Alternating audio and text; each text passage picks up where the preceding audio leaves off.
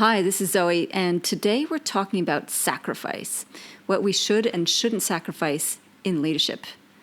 Let's do it. Welcome to the Zoe Routh Leadership Podcast, your source of strategies and insights to make you a better leader. Influence, improve, inspire.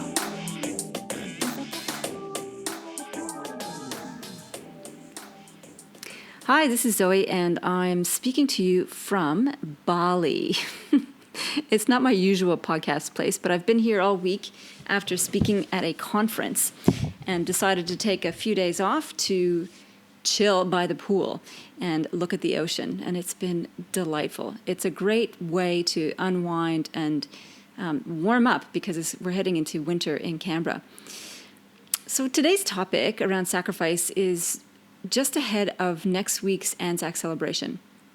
And whenever we celebrate ANZAC, that's the commemoration of Gallipoli, when many, many, many people died at this terrible onslaught against the Turks in the First World War. I always recollect and think about my grandparents who were both sets were both in the Second World War and what they went through.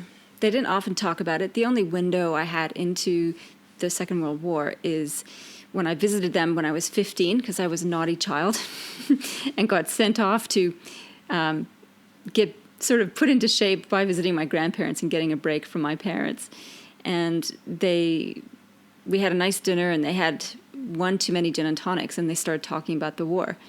And apparently it was the only time they've ever spoken about the war to any of their family.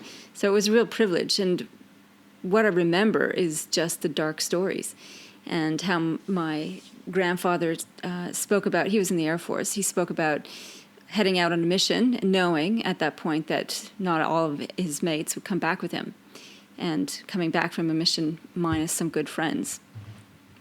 And that kind of experience, and I think about it, if I went off to war and went out on a mission, looking around at my good friends, knowing that some of them wouldn't be with me, or I might not come back, is kind of a scary thing. And in leadership these days, it's not common in our little corner of the peaceful world to have to consider what we give up our lives for in leadership. Though there's plenty of conflict around the world where that is the case, where people do face choices every day around sacrificing their lives for what they believe in. I think it's one of the most important questions we can ask as leaders, to be authentic leaders, is what do we truly stand for, and what would we make a stand at the very ultimate sacrifice? I don't have any answers for you today around that. I think it's important for each of us to consider what is most deeply important to us. When we're thinking about sacrifice, though, aside from the ultimate sacrifice, on a day-to-day basis, as leaders, we have choices that we need to make about what we do choose to sacrifice. Let me start with what people do badly in terms of the things that they sacrifice that they should not sacrifice. What I see all the time with leaders in terms of what they do sacrifice is, one, their health. As I've mentioned before, 100% of the leaders I work with need to up-level their self-care. And it's often the first thing to go out the window when things get busy. They stop the meditation, they drop the exercise, they eat badly, they default to cooling down with wine at the end of the night and starting up in the morning with some coffee, so they're in a constant assault of their senses just to get through their work. This is the one thing that they sacrifice, which they shouldn't, for sure. None of us should sacrifice our health for the sake of our work. So that's the first thing that we need to stop sacrificing. Another thing that we sacrifice is often our time with friends and family. I'm not saying that life doesn't get busy, because it does. And I tend to think of life, rather than being an even balance of scales every day, it's more of a lumpy, bumpy kind of thing.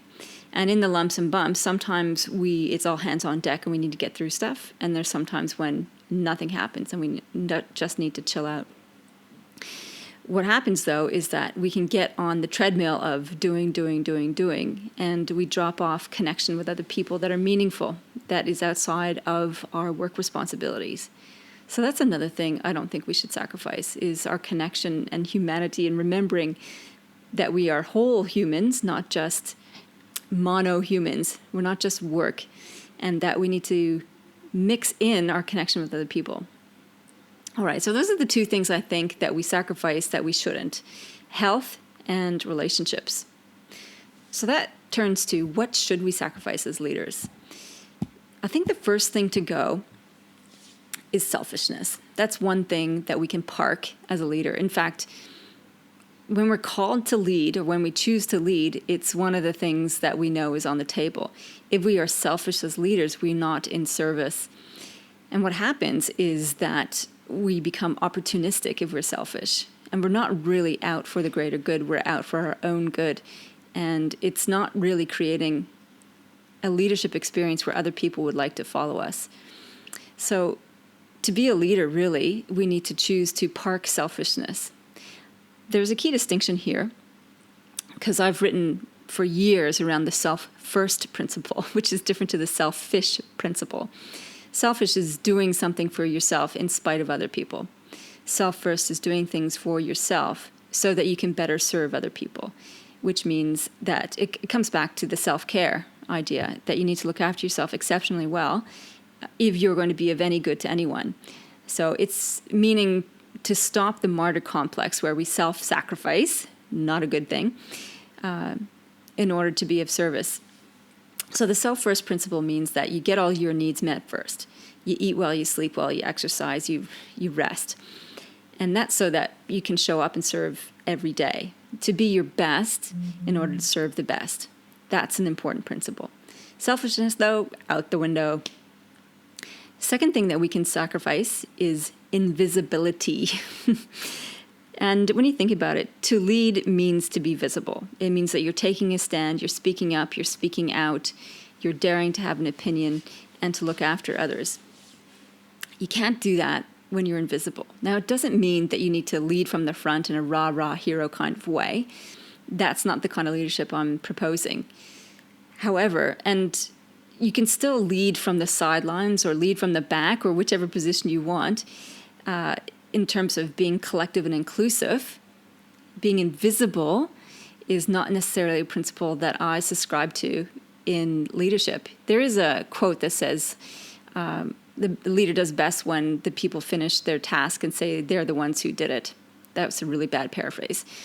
However, I think that's a misnomer. If you're a leader, you're in it with your people, and you can't be invisible in that. And to say, oh, they did it themselves is just a bunch of false hooey, in my opinion. To be a leader, we need to be able to walk the talks and talk the talk, and to be able to stand up and speak on behalf of everyone and for everyone. We need to be able to advocate. We need to be able to call things out. We need to be able to speak the truth. So invisibility, it's a cloak of safety, and it's not for leaders. So I think that's important to be aware of, because not everybody can lead and not everybody should lead. And it was interesting to hear Simon Sinek talk about that when I saw him speak in Sydney recently.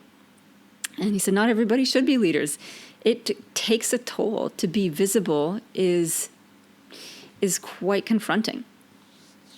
All right, so the third thing to sacrifice is fear of criticism. That goes with the visibility piece.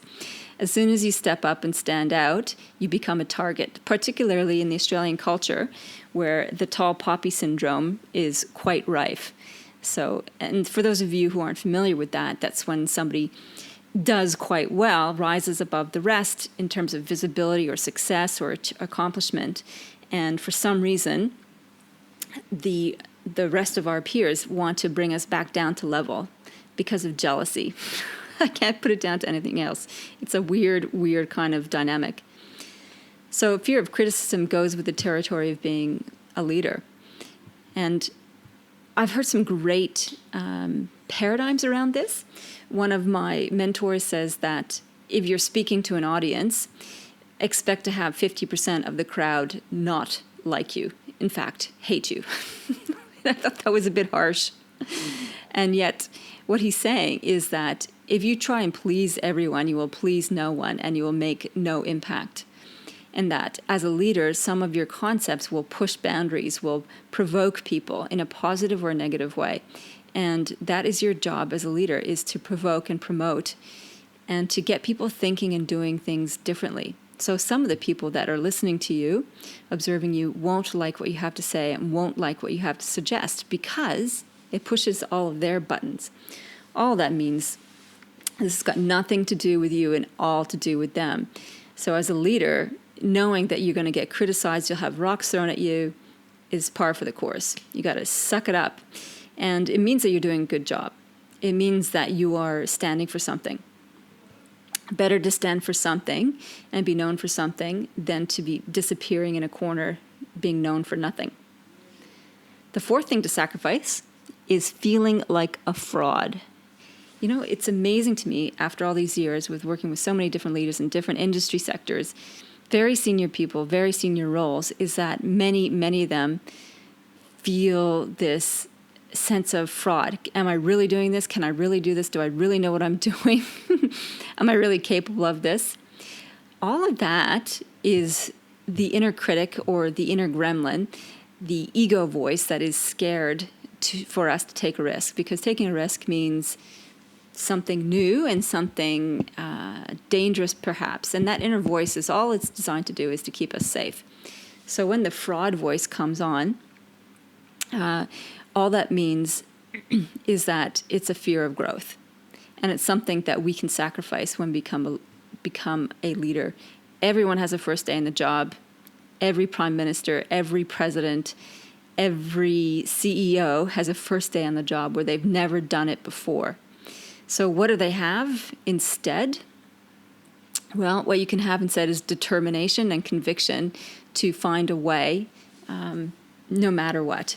So you may not have the skills and resources and ability yet, and your conviction that you will do everything you can to learn and do your best is what will carry you through feeling like a fraud. So I think feeling like a fraud, yep, we can toss that on the sacrifice pile. And the last thing I think we should sacrifice as leaders is hope.